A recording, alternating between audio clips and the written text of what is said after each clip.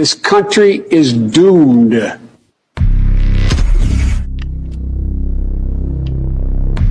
will be no loyalty except loyalty to the party. They're so threatened by the idea that a conservative speaker might be persuasive and interesting and funny.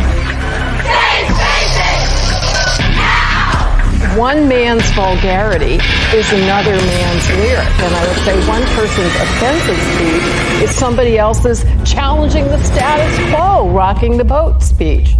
Are you looking for a podcast that contains verbal safe spaces and is free from trigger warnings? If so, you've come to the wrong place.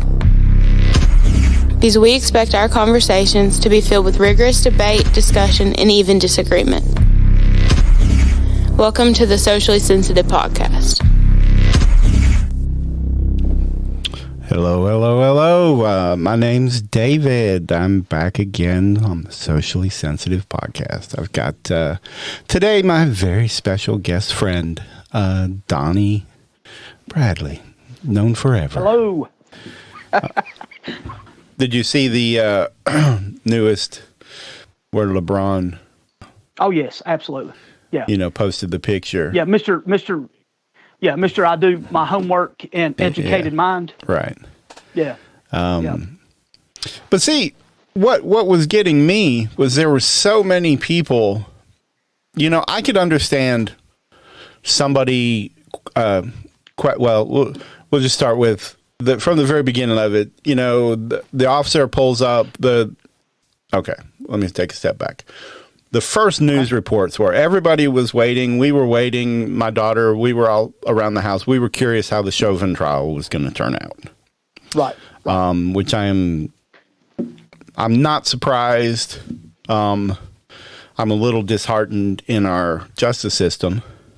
Right. But I'm not surprised. I mean, I think that due process has just been. It's destroyed. It's gone. There. Right. I mean, everything is going to be mob rule from this point out. Almost to the point of this. When the news broke of this happening, the first couple of news headlines that I saw were white officer shoots, and at first they were saying 15-year-old black female. Unarmed black female. Right, unarmed. Never mentioned weapon, never mentioned anything about it.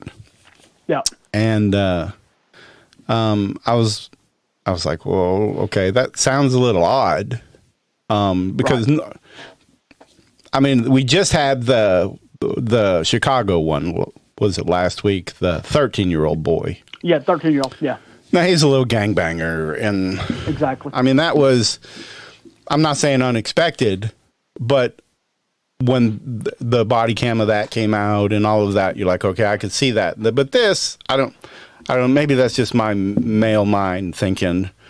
When I picture my daughter as when I think 13-year-old, even though she's a little older than 13-year-old, but I still picture her as that little girl. And I just couldn't imagine how that would have escalated. But then it was like, okay, she's 16. And then, of course, the police, they immediately released the body cam footage. Exactly. Yeah. But only because of the mob mentality. Yeah. Of absolutely. Not just demanding it, but they're so afraid that people are going to riot and we're going to tear everything down, that they put it out and was like, see, this was justified. Or you'd think any rational human being that watched it would go, okay, he that man's a hero. He saved that other girl's life. But then you start looking at some of the royalty on Twitter, the blue checkmark people. Oh gosh, yeah. What's the one? Bree Newsom.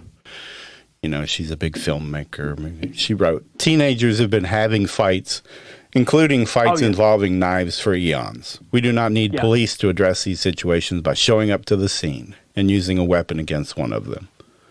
And I never thought I guess that people would go so far as to be opposed to the police, that they would defend violence between, deadly violence between teenagers. Well, Dave, let me kind of, if you don't mind, I'm going to go back just a little ways in my past. Okay. And I'm going to tell you about being in Iraq and Afghanistan and what I saw in those two countries. It opened up, unfortunately, some of my worldview. But even when I came back from, I got back from Afghanistan in May of 2011, okay? And, this country wasn't anything like it is now. But so my worldview of being in those two countries, what I saw was, the only way I could describe it was, I've never seen a people disregard or have no value in other people's life. Right. Okay. Now, why am I saying that? Well, it's real easy. And oh, by the way, this country will never get it because they don't understand that, that a religion can, affect your choices. Right. Because they are so far from any type of let's say religion, so in those two countries, what I saw was the value of life was zero. When you can strap a suicide bomb on a 12 or 13-year-old kid, right, and give them instructions to go in. And oh, by the way, this is what's crazy too. I don't know if you guys know this or not, but on those suicide vests, most of them have an additional signal to it, just in case the individual backs out. Yeah. Somebody that's watching can light it up. You see what I'm saying? Right. But when you take away the value of life, that's when anything else can be done. Okay. And so let's go back even further. When this country decided that, in my opinion, of course, that abortion was okay and is actually a right, and especially the way that they sound off on it now, it's a right. Right. You've taken value away from life. Once you do that, it's easy to go down that slope, and nothing will shock you or affect you. Yeah, because, I can't even imagine that. Yeah, the loss of life is, that's the ultimate. It's the ultimate punishment. It's the ultimate sin, or crime. Right. Murder.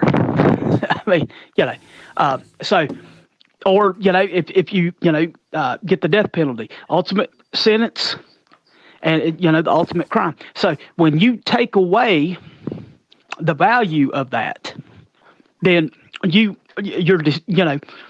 not sensitive to anything. You can deal with death, some of these places on a daily basis. Then what else have you got to offer? I mean, nothing else matters, right? And so it doesn't affect them. And so my opinion is the way that this country has went, we like I said, we're probably almost, if not at 4 generations of victims. Right. Yeah. So when you got a victim mentality, nothing's your fault. And when you're desensitized to death, then you don't care. So think about that. You put that in the equation. You don't care really about anything because death is just a thing for you. Okay. Mm-hmm. Because a lot of times, the stuff that people, the point I was making there is in those two, especially in Afghanistan, their faith or belief or religion, whatever you want to define it, that's what dictates everything to them. Right. And so, but what I did learn though, the point I was making is, there is no value of life, in those that I could see in those countries. And again, the point I was making was, when you take a 12-year-old boy, 13-year-old boy, and strap a suicide bomb onto him, right? I mean, no value. There's no value there. Yeah, they just view him as a means to an end. Right. I don't mean to disagree with you so much, Don, but as far as their religion dictating a lot, and maybe it does because, like I said, you lived amongst them longer than I did. Right. But when I was over there, I seen hash, I seen alcohol. Oh yeah. I seen pornography. I mean, it was everything that we deal with here that they say that we're evil because we allow to happen. Yes. Drinking, drugs, pornography, all that stuff. But hypocrisy exists everywhere. They have it over there just like we have it over here. It's just over there. It could possibly get you killed. Well, and see, that's why, why I really emphasized Afghanistan, because I'm telling you, in Afghanistan, it was a whole different world than when I was back. And it's like you were saying. I mean, Randy, there's, I used to call them practicing Muslims or whatever, because I was like they backseat Baptist is what they are. Right. They'll party hard, and then then they'll be on the back row come Sunday morning. But and so and you're right, Randy. There are, and that's why I said. But when I went to Afghanistan, you've got a 99.4.5% Muslim in that country, and they are Sharia Muslims, and they practice Sharia. So I'm with you, but there is where I saw a whole new look, as far as their faith. Like, for instance, when I was in Iraq, call to prayer. I mean, you could go if you wanted or whatever, and I very seldom heard it. Okay. When I was in Afghanistan, call to prayer, I heard every day, all 5 of them, because they had those flipping, I used to call them, the prayer tower, but those where they had those speakers that went out across, a certain part of Kabul, but they had them everywhere, and so. But what percentage do you think of the ones who you said that there were what'd you say, 90, 97, 99%? No, it's almost 100%. Okay. What percentage of those would you put that were actually practicing, and what would you put as that you would classify as extremists that would go that extra step? Well, okay. In Afghanistan, and now you're talking about how, because when if you'll remember, when the Russians left in 1979, okay, the Taliban took over. Right. And so you're talking about now how many, 30, almost 40 years now, right? And so, so that indoctrine made it. Because let me tell you what they did. I mean, real quick, when the Taliban came in, they took over. The first thing they did was they burnt the libraries. Girls were to stay home. Women were to stay home. If you had a career, or if you're a female and you were a professional, it was no longer. You were going to be at home, and girls stayed at home, and only the boys got to go to school. Okay, and the only thing taught in the school was the Quran, and it was taught. Okay, they didn't teach them how to read it. And so it's kind of, if you look at it, it's kind of like, when however long, the church, Latin was no longer a language, so nobody knew it, but the priests knew it. And, and so you see where I'm going with this. Right. Only the priests really knew what it said. Well, that was a big point of the King James, wasn't it? Exactly. Mm-hmm. And so to get it into the common peoples where they could read it right themselves. And so when you go there, and Randy, I know it's been a long answer, or Dave, as far as the ones that were sold out, I mean, I couldn't tell you, but I will give you a guess. I would say that in that country, I would say that probably 80 to 85% were almost zealots. Yes, yeah. But you got to understand too, especially in the males, because they've been taught their whole life. This is it, and the Quran is all that they studied, and it wasn't that they even studied it; it was given to them.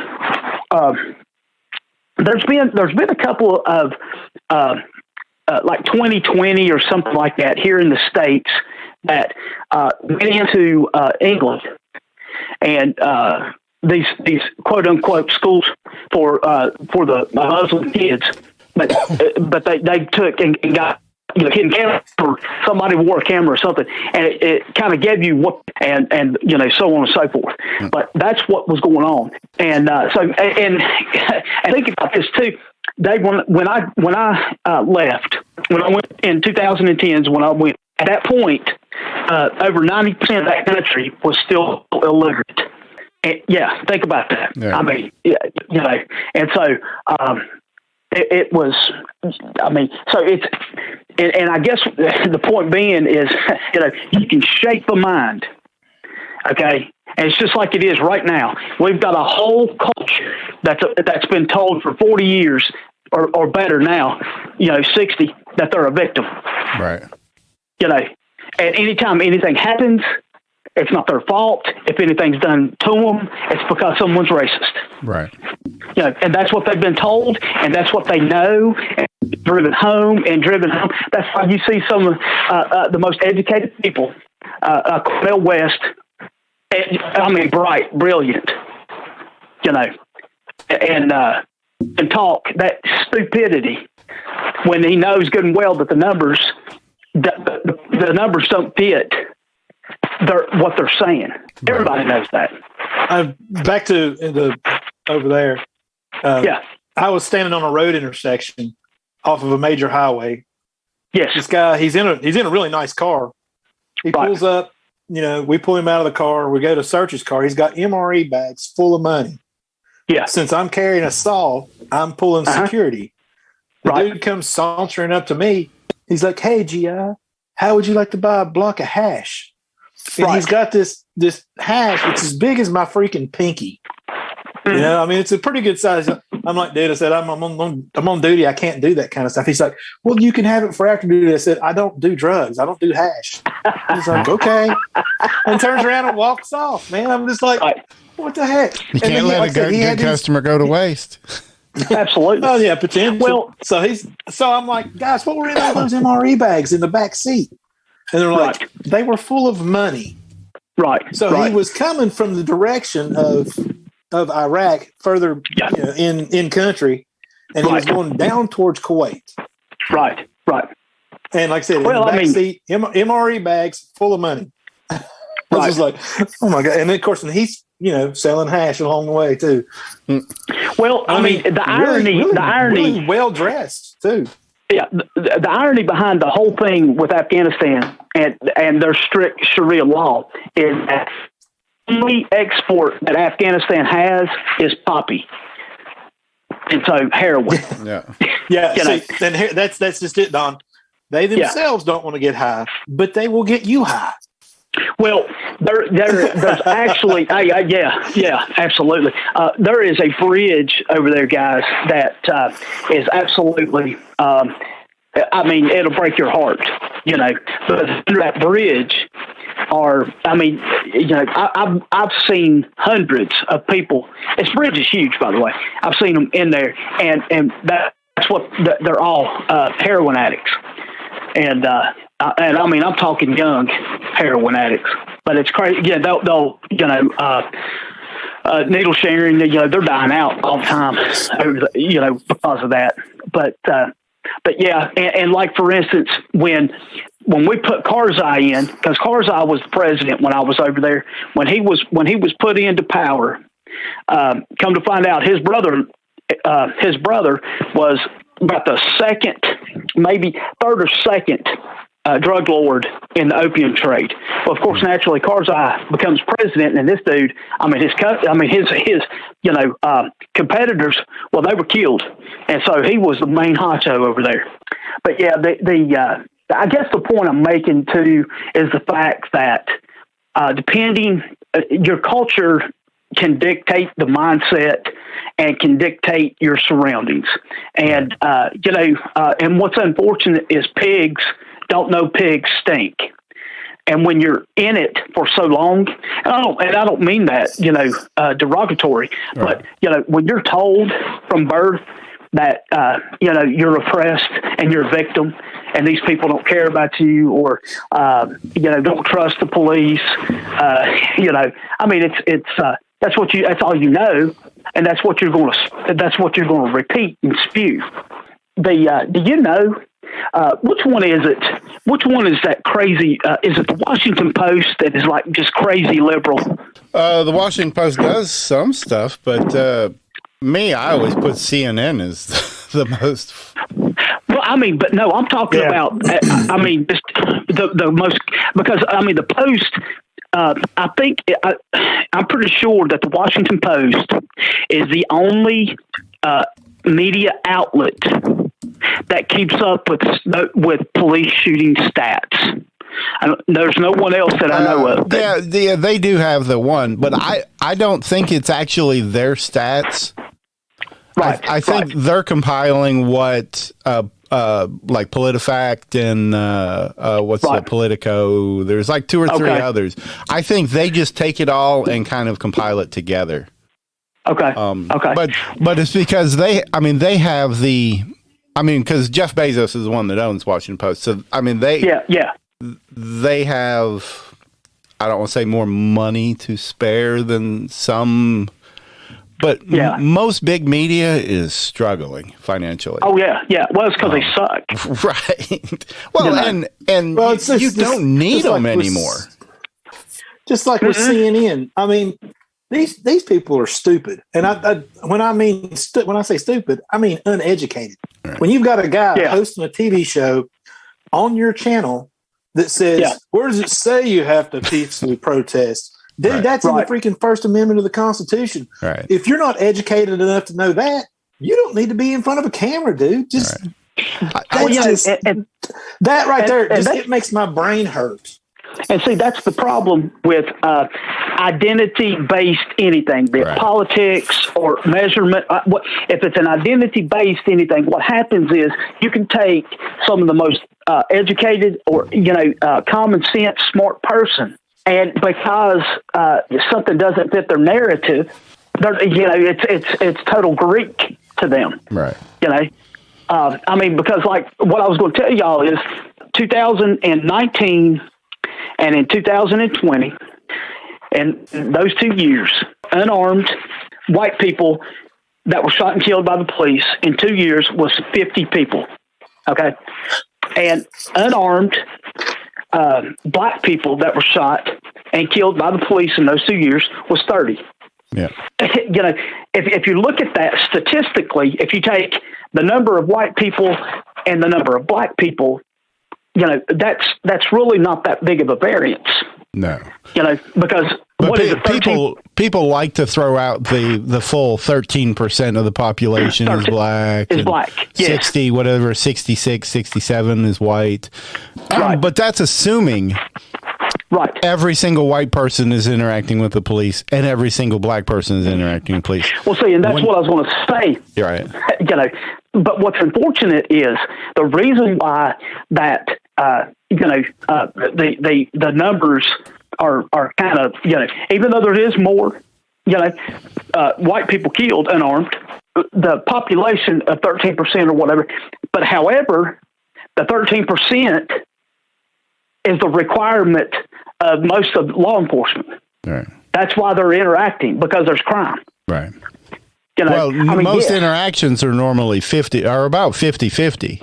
Right. But see what I'm saying, I don't know if it's even 50-50. Well, it probably is because of just the pure numbers, but the fact that in proportion to the amount, that's where the majority of police are. And I mean, that's just the bottom line. And that's not trying to be racist. That's not trying to, that's just the way it is. Right. Well, I mean, you go where the crime is. The call is. Yeah. Exactly. You allocate your resources. Okay, this is the place. This is our high crime area. We want more coverage here than say over here on the north side where don't hardly nothing go on, ever. So one officer should be able to take care of that. But we want 2 or 3 down here in this because there's a lot of crap that goes on here, and you need to have.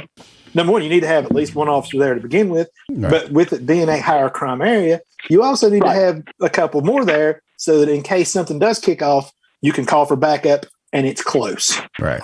Well, what's happening is they're trying to take away from any proactive, what they used to call proactive policing. Okay, now they call it aggressive policing, but proactive policing meant that it's like you were saying, Randy. Hey, look, I know that in the city of Chicago, let's say hypothetically, this is where the most gun violence is. Okay, so you will base in proactive policing, you'll base a lot of resources there to try to get that number down, prevent it, and make it safer.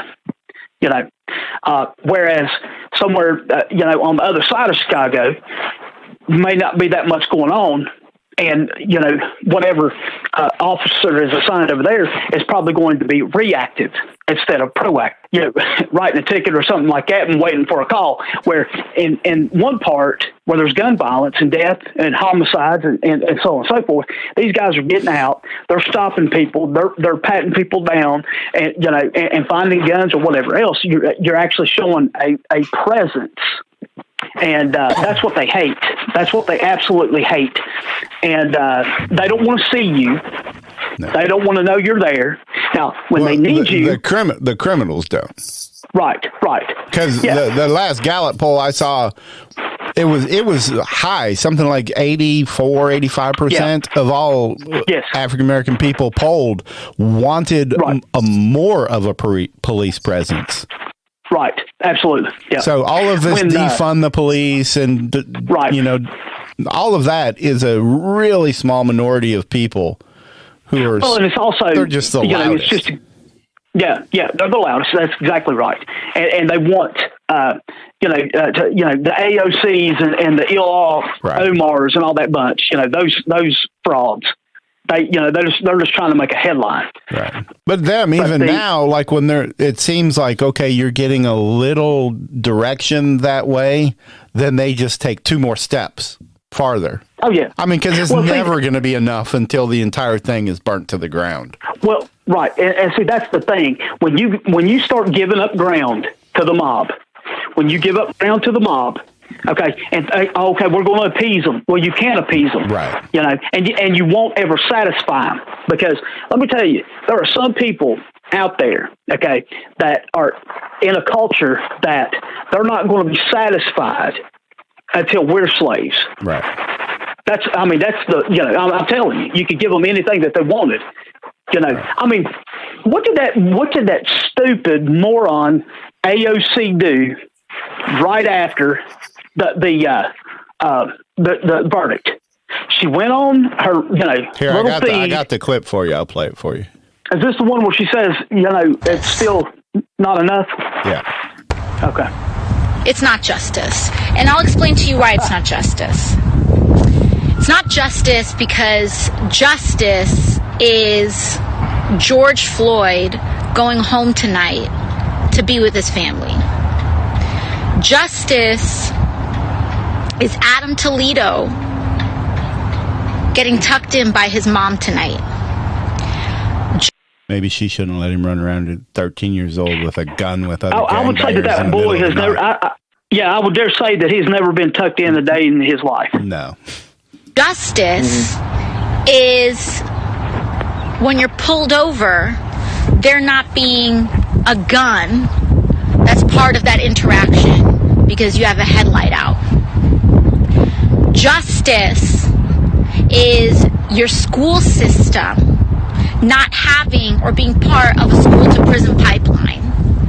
Justice is a municipality and a government that does not, because it trickles down, right?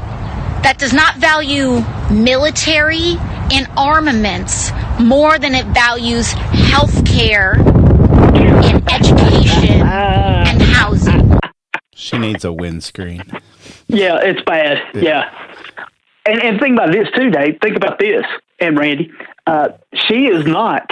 She's not been part of this program until she started running for Congress. Right. You know, she wasn't in the victim program. You know, because she was middle class. She had it. You know, she didn't grow up poor. She didn't grow up in bad school. She didn't grow up in a bad neighborhood. She has latched on to this victim stuff. And of course, you know, and you could tell that she really doesn't know or understand because what she talks about is just ridiculous and it's just ignorant. Right. George Floyd could be going home tonight if he hadn't sat and OD'd on the drugs that he was probably trying to sell to other people the day he died. And, well, let's see, you know what, Dave, I mean, I know this, let me just say the verdict, you know, what's unfortunate is that I will agree that, you know, that officer and the three other ones, they were derelict in their duty. Okay. I'm not saying that they, you know, but they were derelict because they should have known, you know, they should have done something instead of letting them, because I don't care who you are. I don't, you know, and you know, guys, I'm pro police. That individual, once you take them into custody, is your responsibility. Right. And so whatever happens, be it good or bad, it's going to be your responsibility. And so once handcuffs were on him, it's their responsibility. Now, do I think it was second-degree murder? Absolutely not. You know, I don't think it was third-degree murder either, because the way that the third-degree murder charge was explained to me in that area in that state, is that if you're out committing a felony of some type and someone dies because of your actions, then you're guilty of that murder. And with that interaction, with what was going on there, since the person there that was the only person there that was actually committing the felony is the person that died. Right. Now, the guy that was dealing the drugs. Their claim, but see, their claim is that the moment he detained him, the way he detained him, or what they were trying to say was that's felony assault. And once he's once the officer is committing felony assault, then when he dies. That's That's how they can tack that on. But if you're taking, let's take it 100%. Okay, let's say every single thing he did to him was 100% justified. Let's say the way he held him, the way he used his knees, the way he did everything. That's the way. That's the way that state trains. Actually, and the one use of force expert that they were interviewing on the prosecution side, the prosecution's witness, the defense, when they were doing cross, even asked him if he... is this what you train? Yeah. And they asked him if he would have used more force. And he said he said he could have tased him when he came up to him the first time. He said, but he chose to use a lesser use of force at first. But like you were saying, the moment he was in real physical distress is when they should have done a little more. But by that, guys, I mean, I'll give you a prime example of one and it was a case out of Scott County, Virginia. Okay. This Yahoo led police on a high-speed chase. It was crazy. Okay. Shots fired, I believe, so on and so forth. Well, anyways, at the conclusion, the guy wrecked. Okay. And the car caught on fire. Okay, so out of all these people, I don't remember exactly how many, but you had Scott County, state police, and another agency. Anyhow, and so there were several there. Well, 2 individuals made an attempt to get to him with the car on fire. Right. Okay, while the other one stood and watched and made no attempt. Okay, well, they were all sued. And they all lost, except for the 2 that made the attempt. Every one of them that stood there and done nothing were named in a. Now this is a civil suit, mind you. Right. This is not a criminal. Yeah, but different burden. And so that's to give you an idea of the responsibility that a officer has. Hey, look, just because he resisted or whatever else. Once he's detained, and especially once he's cuffed, that's your responsibility, and that life is their responsibility. And so, I didn't agree with the shenanigans. I didn't agree with all the rioting and looting and all that. However, if they would have asked somebody, that was had common sense, or ask somebody that has common sense and had done it for 20 years, then they would have got the answer of, they're at fault, and definitely civilly. And, I would have to go through everything a little bit closer to see if there was any criminal, but guys, I don't care what it is. If somebody dies in your custody, you're in trouble. Right. Because you've done something wrong. Or if you didn't do anything wrong, you sure as heck were incompetent. Right. And the incompetence can be criminal. Yes. Right. I mean, yes, you're right about that. That's true. That's why I thought the third-degree manslaughter was. That's where I actually thought if the jury was going to actually look at the evidence that they were presented and not look at any outside factors, which they did. Well, the one they interviewed, the one juror, she was an alternate, so she wasn't in the jury room during deliberation, but she was there during the whole trial. She said she felt he was guilty, but she also said that they felt that they had to. Yeah, that was the verdict that they had to come to. Exactly, and that's where the fine line is drawn for me, is the fact that, and to be perfectly honest with you, after I saw it, and even after I saw that, I don't know if y'all ever saw the other images of where it looked like his knee was on his neck and it wasn't. It was on that shoulder blade. From that body cam angle. Yeah, and there was probably almost 2 inches between his knee and the neck. Right. Okay, but nevertheless, they had him down. He was cuffed, and don't get me wrong either. I mean, people can fight when they're cuffed, but it didn't appear at that point that it looked like the fight was out of him. Also, let me share this with you too. This might help either one of you or whoever. Years ago, and I'm talking years ago. I'm talking probably about 20 years ago. Do you remember, hey Randy? Do you remember in the good old days when we had hog time? Yes. Hello. Okay. Yes. I remember you telling me about that. Yeah. Dave, do you know what a hog tie is? Yeah. Actually, during the trial, they brought it up, and that's still a method they use. Okay. Well, see, in it was either 99 or 2000. It was one or the other. I think it was in 99. In 1999, I went to North Carolina. Me and Daryl Duty, Randy, me and Duty went to North Carolina and went to a class where they were teaching new technique. It was called hobbling rather than hog tying. Right. Because what they were finding out was when somebody becomes overly stressed, and when it comes to police work, it's probably because they've either ran or they're fighting or both. and you put them in that hog tie. And what happens, Dave, is you got their hands behind their back, and then you get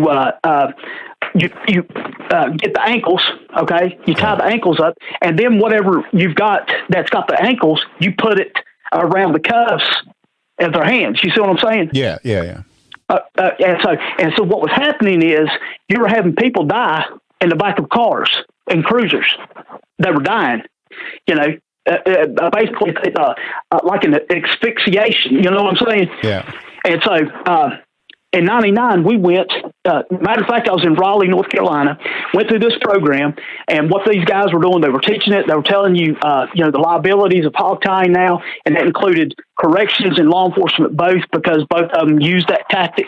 And so they came up with this thing that you could wrap around their ankles and keep them straight to where they're not in that crazy position, and you could put it was like a big strap, and you could put the strap outside the door and shut the door, and so the door was what prevented them from flopping around, so to speak. You know what I'm saying? Okay.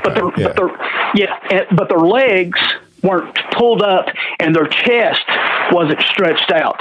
Which what happens when your chest stretches out like that? That's when your lungs can't fully expand. And so that's what causes the death. So, so think about that. I mean, I went through this school in '99, and they're still teaching that, in 2020. Right. And the failure is not only on the officer, but that department and that city and that state could get sued because of their training and because of their policy. Because you know what, guys, I'm going to be honest, till the trial came out, I was like, there's no possible way that anybody in the United States in 2020 is teaching put your knee on the neck. There's no way. But they were still doing it. They were still teaching that. But how much problem is there really with that, though? I mean, because... you have to take each side. The one side, the prosecution is going to present medical that says it does this damage, and the defense is, of course, going to produce medical that says, no, it cuts off no blood flow, no oxygen flow, no anything. Stephen Crowder actually did it, which I know it's kind of a more of a stunt. Well, I saw that. Yeah.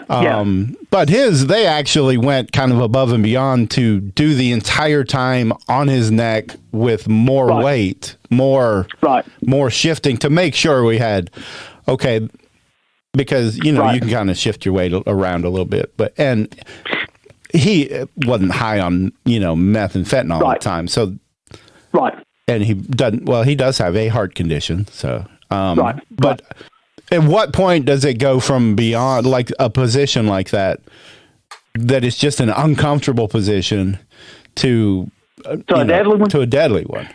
Or is it just a 1 out of 1,000, 1 out of 1,000,000? I mean, because in this country anymore, it seems like we're shooting for zero perfection numbers that aren't realistic. Right. And that's the thing. They're not realistic.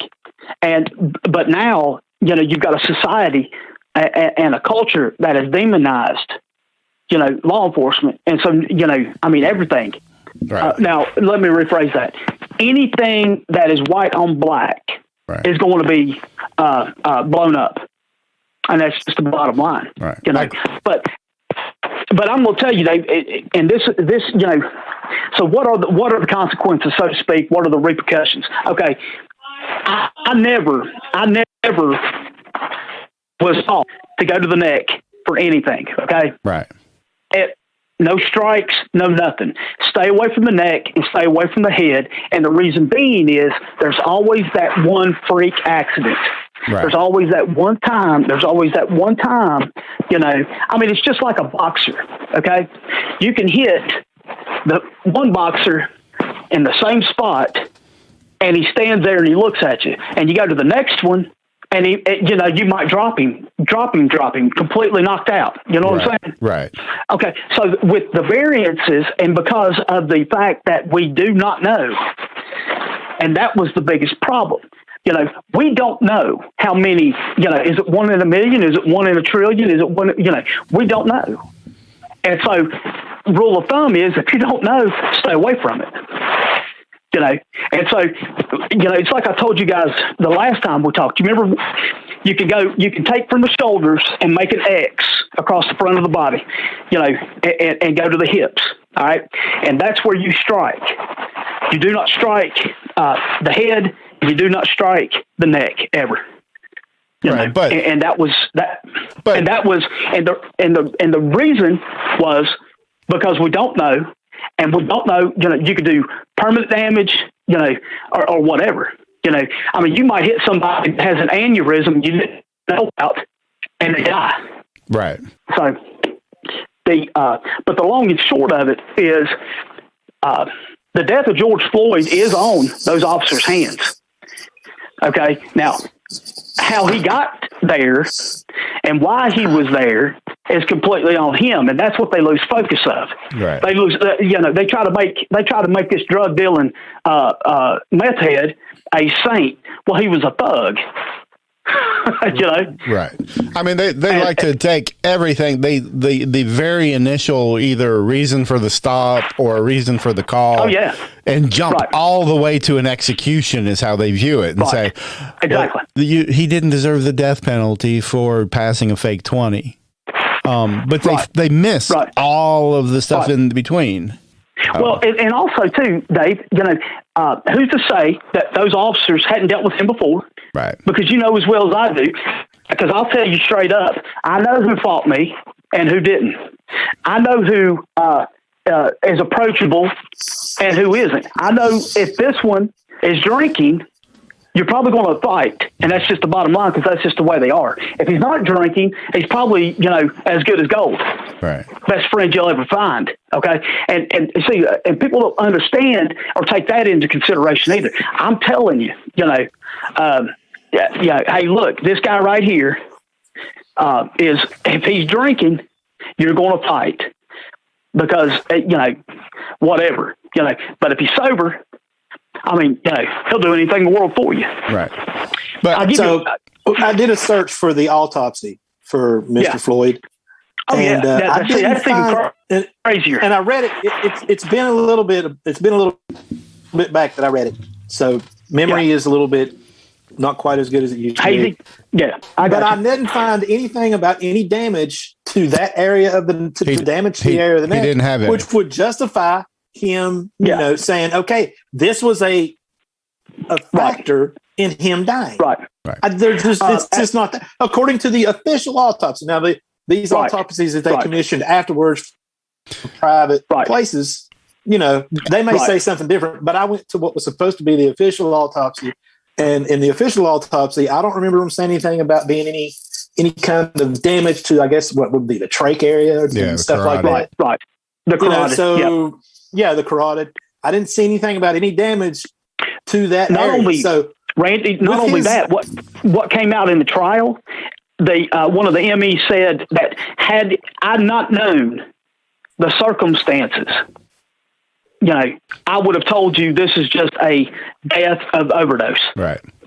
That's what he said in open court. Well, and when they drew what is that OD drug that they have out now? Narcan. Fentanyl. Oh, you talking about to Narcan? Switch it? Narcan. Oh yeah, Narcan. Yeah. So if he had Narcan on him and gave him a pop of that, the guy may still, would it do something with fentanyl? No, it's not going to touch it. No, it wouldn't? Okay. I mean, I don't know. And Randy, the reason being, it could have, I guess it may have been somewhat effective, but Narcan, is basically it came out for, like heroin and opiate overdose. Yeah. But like, for instance, you can take like the amount of fentanyl that can fit on top of the head of a ballpoint pen. Okay, is probably 100 times stronger than straight heroin. Yeah. It's not crazy. And the fatal amount is 3 nanograms, and he had 11 nanograms. And 4 nanograms of already metabolized. Yeah. Oh, yeah. The fentanyl. Yeah. So he had started with a lot more fentanyl than was still in his system because he had already metabolized a big portion of it. And two, guys, what's going on as well? There's a huge accidental overdose, or however they want to word it, with people with meth that are meth users, because people have started cutting the meth with the fentanyl. Okay. Yeah. And so you've had a lot of now, Dave, you understand what I mean by cutting, right? Yeah. Okay. I know you're not dumb, but I just, no, that's fine. But think about that. I've cut my meth in my no. Yeah. So when you cut it with that, we've been having it's never made the media, but it's huge, because when I was up there in West Virginia, that year I was up there, I was talking to guys. Yeah, matter of fact, one of the guys that was in there with me, his dad died from it. His dad was a meth user, and it was cut with fentanyl, and he died. Boom, like that. So what's happening is, I don't know why that is why they're doing that, if they're just trying to be stupid, but. So that's been a huge thing. And Randy, that's what I was going to say. The Narcan, for the most part, doesn't even touch fentanyl. Okay. I didn't know if it would be good. I don't know if it would have been good for that particular instance or not. Right. Yeah. So. But you know what? The sad thing about it is, okay, the long and short of it is that George Floyd died, and he was in custody, and somebody done something wrong. I mean, that's just the bottom line. Well, see, he gets taken into custody. When did they call for an ambulance? I don't know. That's what I didn't. It was within a minute or two of them cuffing him. Okay. They said the actual times, but that was another big thing. I think it was a 9-minute, 11-minute. Something like that. Response time, because that's outrageous. The firefighter lady, that's what she said. She was almost implying conspiracy type ideas, because she said, I know where this station is. I know where this station is. The times that she said they should have been there in like 2 minutes. Right. At 4 tops, with depending on certain conditions. But This is my deal too, okay? And this is me being devil's advocate again. And I'm not trying, but I'm being right down the line fair, okay? If you know that he's starting to, he's starting to foam at the mouth, or he's or whatever, what you need to do is to sit him up, right? And then if he slumps. Because I really believe that at one point, watching that video, that the guy that just got convicted, he didn't understand. He didn't bother to look to see what was going on with this guy. Okay, because you could see he went out, and you could see he was starting to froth at the mouth. Right. Well, the defense was trying to paint the picture that he was so distracted by the crowd and what he was actually considering a possible threat of the crowd. Right. And then the first paramedic that showed is why he was like, I guess, distracted, not paying attention to him. Kind of like his head was just constantly on a swivel, just waiting for something to happen. And the paramedic that first arrived actually said the same thing. When he arrived, he viewed it as a really hostile condition. That's why he said we did load and go instead of starting treatment immediately. Right. To get him to a secure location first. Well, and the thing about it is, and see, this is what's unfortunate, but we know this to be true. And the reason why, he was, the officer was looking around and so on and so forth, is because he knew that at any given time, one of them thugs would sucker punch him or throw something at him. They know. Right. And they know, and the police see, what's unfortunate is, as police officers, they understand that and they accept it. Right.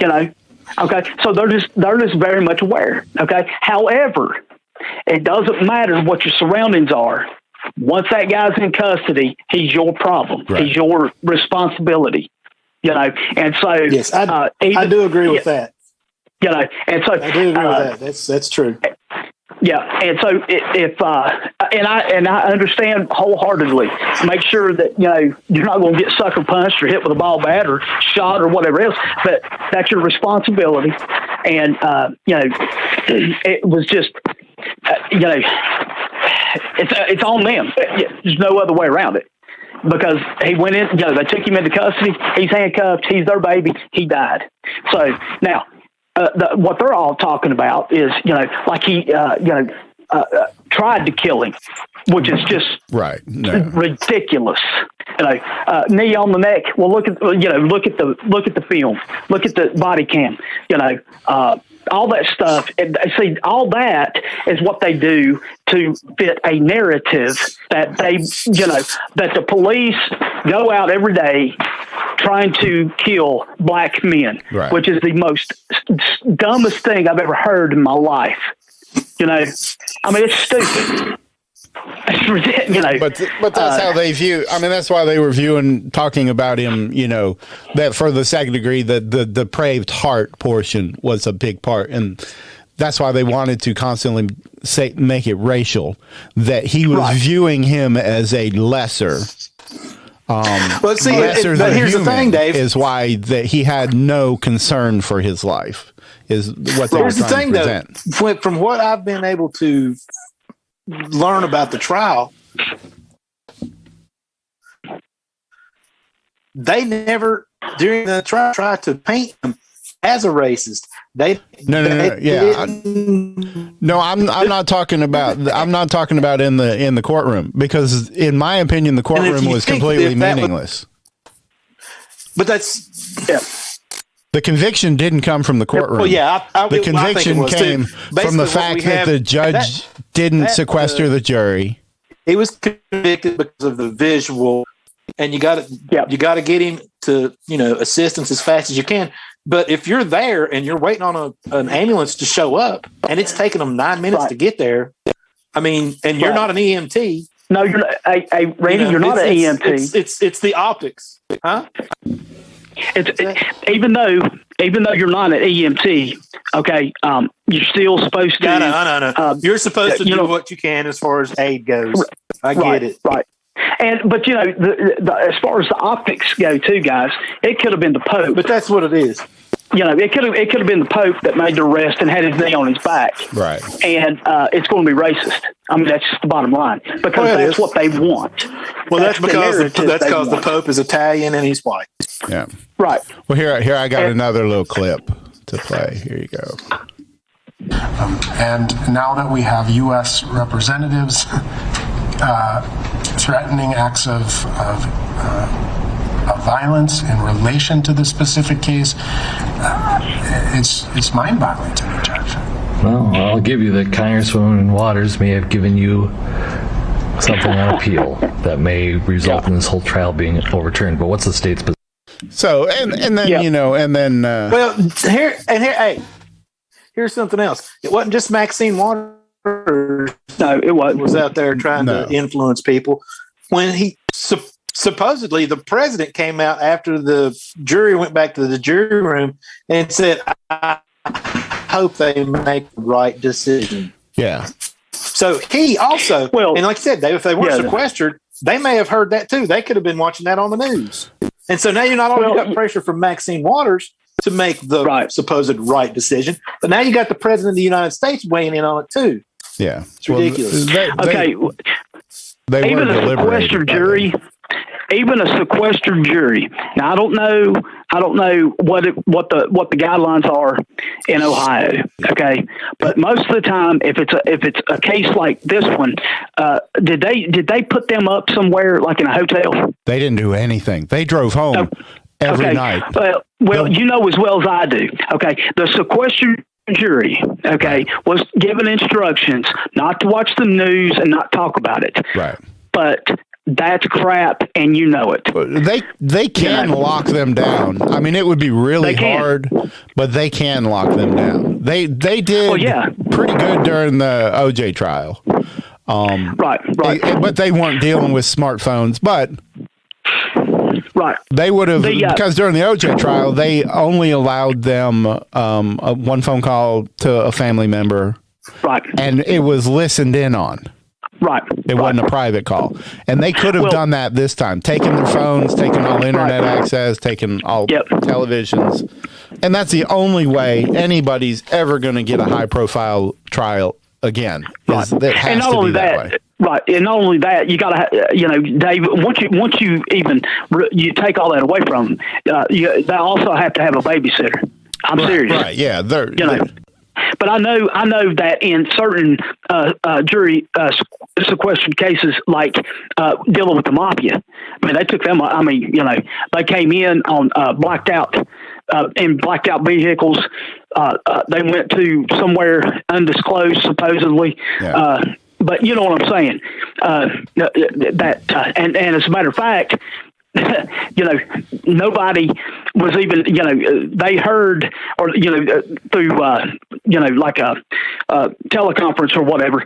That's how the jury watched the trial. They weren't even in the courtroom. So, I mean, but you've also got the fact that if they didn't come back with the verdict that everyone wants, or supposedly everyone wanted, or these that just as well as I do, that the media would have doxed every one of those people. Oh, they would have. Yeah, absolutely. This is their names. Here, I got a clip. This is where they live. I've got a clip for you. Go take care of these people. Here's a clip for you. Yeah, give it to us. Well, they've been keeping the jury very tight together as they're coming in and out of court. So we know that there's a tunnel system underneath the government center, and they've been bringing the jurors up through that. The only time the jurors have been seen within the government center is when they have lunch, which is in the basement of the cafeteria. Other than that, we got a list of all 14 jurors, their ages, what they had written on some of their statements that they provided to the court before they were selected as jurors. So what we know from that, and that's really the only information besides being in the courtroom that I can give to you,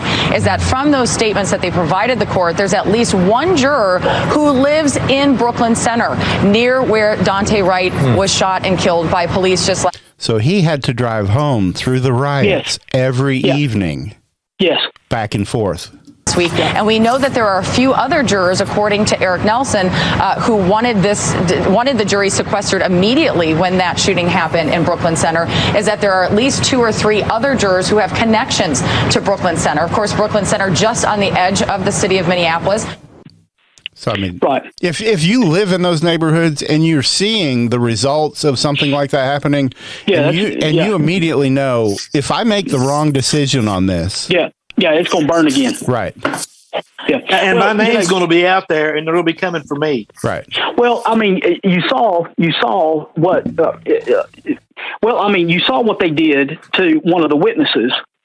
They just got the address wrong, because the address that they got for him, he'd been gone for about 3 years. You saw that, right? Where they put the pig's head on the and put blood all around it. Tell me that wasn't a statement. Right. Tell me that wasn't something that would sway you. Well, they had that one person that they had to remove from the courtroom that was trying to take pictures of the jury. Right. Exactly. And I mean, guys, I mean, that was a witness. Right. If they got, and let me tell you the unfortunate part, is the fact that, I think that, there was some behavior there that shouldn't have been. I think that they were derelict in their duties, and somebody died in their custody. I do not believe that at any point this was a homicide. Not especially after seeing the amount of fentanyl that was in his system, that he was probably going to die anyways. Right. I pray that he wouldn't, but that was probably what was going to happen. But nevertheless, and to be honest with you, I never heard any good thing about the Chauvin guy at all. I heard he was a punk, as a police officer, and this was coming from other officers, and so. But to me, at any point, there was still reasonable doubt. The prosecution still couldn't tell you how he died. It was always it could have been this. It might have been this. It could have, everything. Well, But Dave, think about this too. Okay, and this precedent was set in that case, but there was one set back in 1994 as well. Right. Okay, and what happened was it went from murdering 2 people, okay, and the whole trial being based on, did Mark Furman ever use the N-word, and the LAPD are racist. That's what it went. Right. It was no longer about guilt or innocence of murdering 2 people, which I will wholeheartedly say O.J. Simpson is a murderer, and he got off. And he got off, number one, because they didn't want it to be a race trial. And number 2, you saw what happened with Rodney King. Right.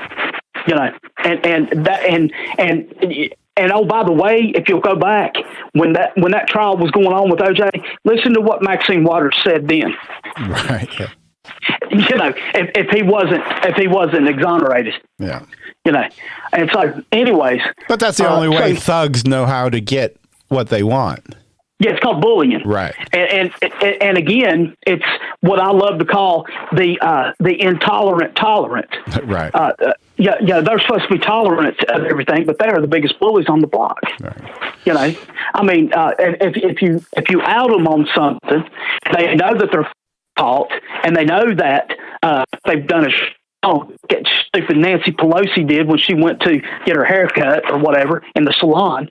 I'm guilty of trusting somebody. That's what I'm guilty of. God almighty. I mean, that is, but the deal is, there's not, they don't want, let me rephrase. They don't want justice. No. Okay. It's not justice that they're seeking. It's another person that they want crucifixions. Right.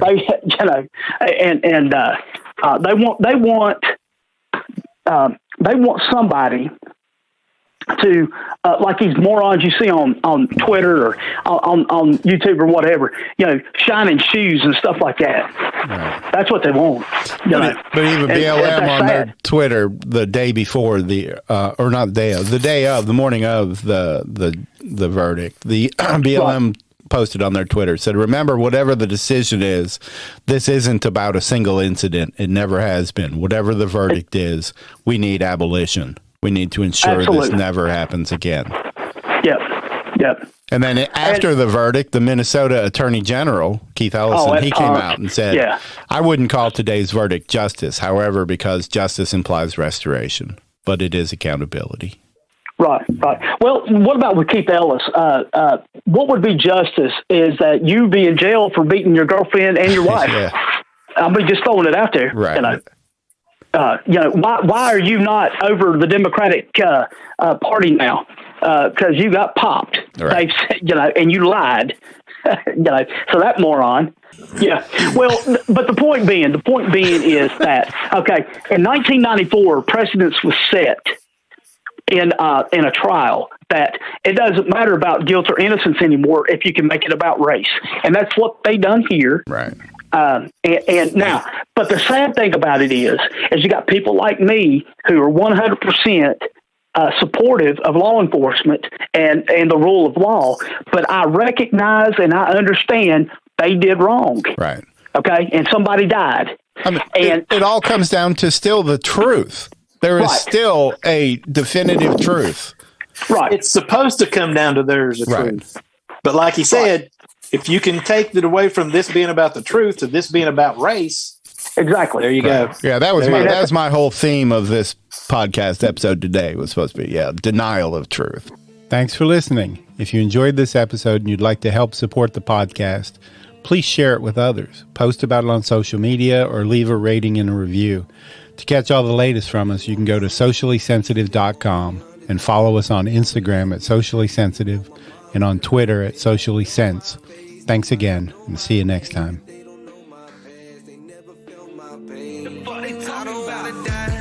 Somebody pray for me. The homies in the sky gon' have to wait for me. I can smell your lies. Watch what you say to me. 'Cause I done seen a lot of shit that I could never talk about.